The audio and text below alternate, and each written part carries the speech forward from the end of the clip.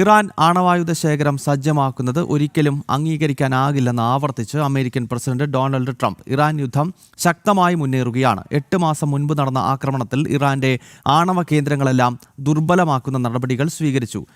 സൗഹൃദ രാഷ്ട്രങ്ങളെപ്പോലും ആക്രമിക്കുന്ന നിലപാടാണ് ഇറാനിനുള്ളതെന്നും ട്രംപ് ചൂണ്ടിക്കാട്ടി. We all have it together, and I just do want to say that the war is proceeding very, very strongly. We're doing very, very well. Iran, knocking the hell out of them, and you have to do that. We can't let them have a nuclear weapon. They were 2 weeks away, in my opinion, 2 weeks away from having a nuclear weapon. If those beautiful, magnificent machines, those B-2 bombers, if they didn't do their job 7 or 8 months ago, they would have had a nuclear weapon, and there would have been no talking to them, no talking at all. They would have used it very gladly, very happily, and you sort of see that by the fact that they were sending missiles, ballistic missiles, powerful missiles to all of their neighbors, and for the most part they were supposed to be somewhat friendly with their neighbors. They were going to blow the hell out of them.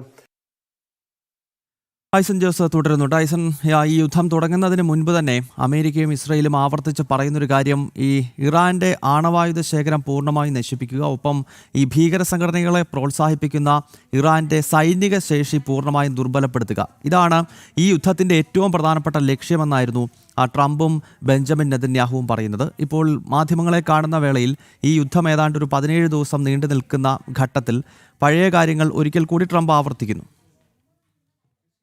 കാര്യങ്ങൾ ആവർത്തിക്കുന്നു എന്നതിനപ്പുറം കുറെ കൂടി കൃത്യതയാർന്ന നീക്കങ്ങൾ അമേരിക്കയുടെ ഭാഗത്തു നിന്നുണ്ടാകുന്നു എന്നൊരു യാഥാർത്ഥ്യം കൂടി ഇപ്പോൾ മനസ്സിലാക്കാൻ സാധിക്കുന്നുണ്ട് അദ്ദേഹത്തിൻ്റെ വാക്കുകളിൽ നിന്ന്. അപ്പം നേരത്തെ ഗൗതം സൂചിപ്പിച്ചതുപോലെ തന്നെ പഴയ കാര്യങ്ങൾ എന്ന് പറയുന്നത് ഇറാൻ്റെ ആണവ ശേഖരത്തെ ഇല്ലാതാക്കുക, ഇറാൻ എന്ന ആണവ രാഷ്ട്രത്തെ ഇല്ലാതാക്കുക. ഇദ്ദേഹത്തിൻ്റെ ഈ വാക്കുകളിൽ തന്നെ കുറെ കൂടി കൃത്യമായി കുറച്ചുകൂടി തുടർന്നുള്ള വാക്കുകളിൽ അദ്ദേഹം പറയുന്നത് ഈ സ്വസ്ഥമല്ലാത്ത, സ്ഥിരതയില്ലാത്ത മനസ്ഥിതിയുള്ള മനുഷ്യരുടെ കയ്യിൽ ആണവായുധങ്ങൾ എത്തുന്നത് അപകടകരമാണ്. മാത്രമല്ല അത് ഭീകര സ്വഭാവമുള്ളൊരു സംഘടനകളെ പ്രോത്സാഹിപ്പിക്കുന്ന ഒരു രാജ്യമാണെങ്കിൽ അത് ഏറെ അപകടകരമാണ് എന്നും അദ്ദേഹം ഈ നമ്മളിപ്പോൾ കേട്ട ശബ്ദശകലത്തിന് പിന്നാലെ പറഞ്ഞു വയ്ക്കുന്നുണ്ട്. അത്തരത്തിൽ ഗൗരവമേറിയ ഒരു സാഹചര്യം ആ ഒരു പശ്ചാത്തലത്തിലുണ്ട് എന്നതുകൊണ്ട് തന്നെ അതിശക്തമായ യുദ്ധം മുന്നേറുന്നു എന്നും അദ്ദേഹം വളരെ കൃത്യമായി പറയുകയും ചെയ്യുന്നുണ്ട്. നിലവിൽ നമുക്ക് ലഭ്യമാകുന്ന ഏറ്റവും സുപ്രധാന വിവരങ്ങളിൽ ഇറാനിലെ സൈനിക നടപടി തുടരുക തന്നെ ചെയ്യും.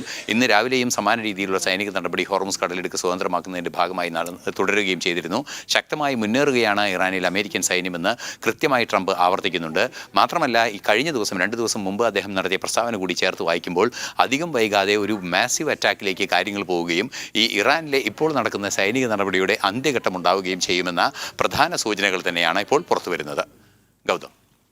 ഓക്കെ, എന്തായാലും ഈ ആണവ പദ്ധതിയുമായി ഇറാൻ മുന്നോട്ട് പോകുന്നത് അംഗീകരിക്കാൻ ആവില്ല.